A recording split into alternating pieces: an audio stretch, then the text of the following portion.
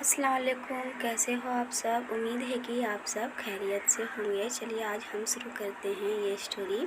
शादीशुदा लोगों को एक बड़ी सीख देने वाली कहानी। पत्नी से न जाने क्या किया था कि पति ने उसे एक के बाद एक कई थप्पड़ जड़ दिए। हमेशा हर सिचुएशन को शांति से हैंडल करने वाली पत्नी भी इस बार इतनी अशांत हो उठी कि उसने अपनी चप्पल ही निकाल कर पति की ओर दे फेंकी। चप्पल पति के बालों को छूते हुए निकल गई। ये किस्सा यहीं पर ख़त्म हो सकता था, मगर पति ने इसे अपनी मर्दानगी का विषय बना लिया और बाद में बात बद से बदतर होती चली गई। रिश्तेदारों ने भी आग में घी का काम किया। किसी ने कहा, जो औरत अपने पति को चप्पल से मार सकती है वो ना ही तो वफादार हो सकती है और न ही पतिव्रता। ऐसी औरत परिवार ही नहीं पूरे समाज पर कलंक की तरह है। बीवी के पक्ष वाले कहाँ पीछे रहने वाले थे। किसी ने कहा, 21वीं सदी से भी जो स्त्री के साथ मारपीट करते हैं उन्हें तो जेल भेज देना चाहिए। तो कोई कहता, जरूर उसको कोई और पसंद आ गई होगी इसलिए अब पत्नी से मारपीट करने लगा है। बात कोर्ट तक पहुंच गई। दोनों पक्षों ने एक दूसरे के खिलाफ केस फाइल कर दिया। पति ने चरित्रहीन होने का तो पत्नी ने दहेज और शारीरिक उत्पीड़न का आरोप लगाया। 2 वर्षों से अधिक समय के लिए केस चला था। इन 2 वर्षों के दौरान दोनों पति पत्नी अलग रहते थे। इन 2 वर्षों के दौरान दोनों पक्षों के समर्थकों की संख्या कम हो गई थी। पहले जहां दोनों पक्षों में समर्थकों का समूह होता था, अब गिने चुने लोग रह गए थे। पति और पत्नी दोनों की आर्थिक स्थिति भी इस समय के दौरान नीचे गिर चुकी थी। जिन्हें वो अपना समांचित समझ रहे थे, पैसे की बात आते ही उन्होंने भी अपना पलड़ा झाड़ लिया था। अगर कोई देने को राजी भी हुआ तो मोटे ब्याज की शर्त पर। आखिरकार वही हुआ जो सब चाहते थे, डिवोर्स। हर कोई खुश था, दोनों पक्षों के रिश्तेदार, उनके माता पिता और दोनों के वकील। लेकिन 5 साल की सुखद शादी और एक सुंदर बेटी होने के बाद मिले इस डाइवोर्स से पत्नी मुक्त थी और पति शांत। शायद में एक इत्तेफाक ही था कि इस खुशी को मनाने के लिए दोनों पक्षों के लोग एक ही चाय की टपरी पर बैठे। आमने सामने इत्तेफाक इसलिए क्योंकि ज़्यादातर लोग जो एक दूसरे के विरोध पक्ष को सपोर्ट कर रहे थे वे एक दूसरे को अच्छे से जानते भी नहीं थे। पति पत्नी भी इन सभी से दूर एक दूसरे के सामने मेज पर बैठे। पत्नी ने पति से कहा, अब तो खुश होगे ना, तुम्हारी मन की जो हुई है, मुबारक हो, तुम भी तो आज जीत गई हो, मुझसे तलाक तो तुम्हें भी मिल गया है, कंग्रेचुलेशन टू यू टू। पति ने कहा, तलाक को तुम जीत का प्रतीक समझते हो? पत्नी ने पूछा। पति चुप रहा। थोड़ी देर की शांति के बाद पति ने कहा, मुझे तुम्हें 5 लाख रुपए अभी और हर महीने 8,000 देने का आदेश है। अभी मेरे पास पैसे नहीं हैं, इसलिए हमारा मतलब मेरा जो सिटी में फ्लैट है उसे तुम्हारे नाम कर देता हूँ। पत्नी बोली, लेकिन उस फ्लैट की कीमत तो 18 लाख की है। हाँ, लेकिन हमारी बेटी तुम्हारे साथ है और आगे जाके उसके खर्चे भी बढ़ेंगे, तुम्हें थोड़ी आसानी होगी। पति ने कहा, नहीं नहीं, मुझे सिर्फ 5 लाख ही देना और तुम हर महीने 8,000 तो देने ही वाले हो, तो मैं मैनेज कर लूँगी। अगर 5 लाख नहीं है तो तब भी कोई बात नहीं। पत्नी बोली। दोनों फिर से शांत हो गए। पति सोचने लगा, कितनी भोली और समझदार है ये औरत, जो कुछ समय पहले तक मेरी पत्नी थी और अब अनजान। ये वही है जो कम से कम खर्चे में घर चलाती और पैसे बचाकर मेरे जन्मदिन और बर्थडे पर हमेशा मेरे लिए नए कपड़े खरीद लाती।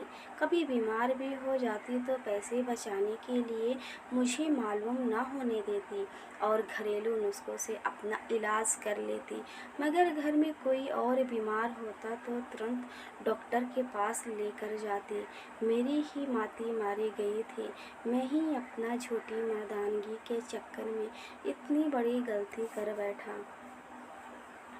पत्नी के दिमाग में भी उथल-पुथल चल रही थी। अभी भी वैसा का वैसा ही है। पहले भी खुद से ज़्यादा हमारे बारे में सोचता था और अब भी वही कर रहा है। ये वही आदमी है जो मुझे एक्सीडेंट से बचाने के लिए खुद मोटरसाइकिल के आगे कूद पड़ा था और अपनी उंगली तुड़वा बैठा था। पता नहीं कौन सी मनहूस घड़ी में से झगड़ा कर बैठे। पति ने मौन तोड़ते हुए पूछा, अब तुम्हारे कमर का दर्द कैसा है? ज़्यादा तकलीफ तो नहीं होती? पत्नी हल्का सा मुस्कुराई और बोली, अभी भी होता है। अब तो पेट में भी क्रैम्प्स उठते हैं। वो तो होगा ही। तुम योगा या कसरत भी तो नहीं करती हो। अब किसी गायनेकोलॉजिस्ट को ज़रूर दिखा देना। पति ने कहा, तुम बताओ, तुम्हारा अस्थमा कैसा है अब? क्या अब भी दौरे पड़ते हैं? पत्नी ने पूछा। हाँ, पड़ते हैं, पहले से ज़्यादा, क्योंकि अक्सर इन्हेलर भूल जाया करता हूँ। याद दिलाने के लिए तुम जो नहीं हो अब। पति बोला। पत्नी की आंखों में आंसू आ गए। वो बोले, तुम्हें मेरे चरित्र पर सवाल नहीं उठाने चाहिए थे, तो ये परिस्थिति आता ही नहीं। हाँ, मैं जानता हूँ तुम बहुत अच्छी हो। मुझसे गलती हो गई, बहुत बड़ी गलती। मैं लोगों के बहकावे में आ गया था। पति बोला, तुमने भी तो मुझ पर दहेज का इल्ज़ाम लगाया था।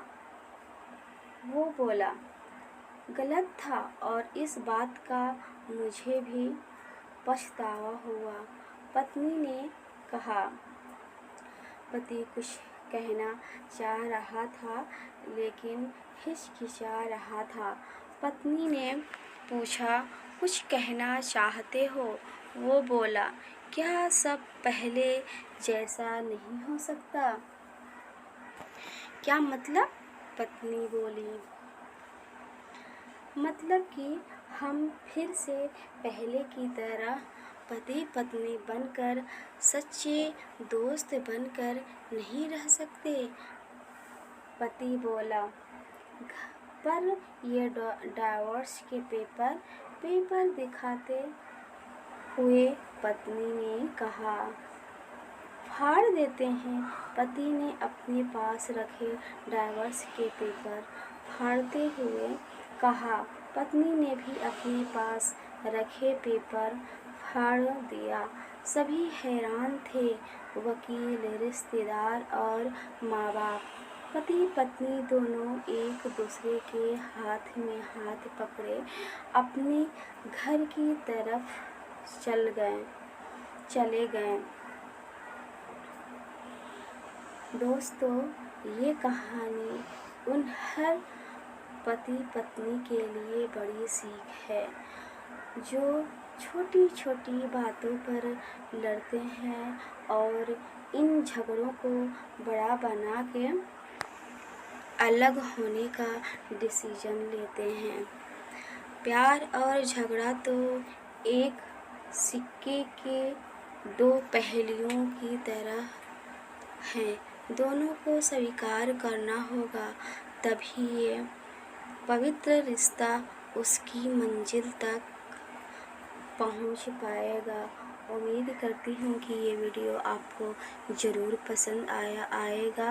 अगर पसंद आएगा तो ज़्यादा से ज़्यादा मेरे चैनल को लाइक कीजिएगा, सब्सक्राइब कीजिएगा, दोस्तों के साथ शेयर कीजिएगा। फिर मिलते हैं नेक्स्ट वीडियो में, तब तक के लिए बाय बाय, अल्लाह हाफिज़।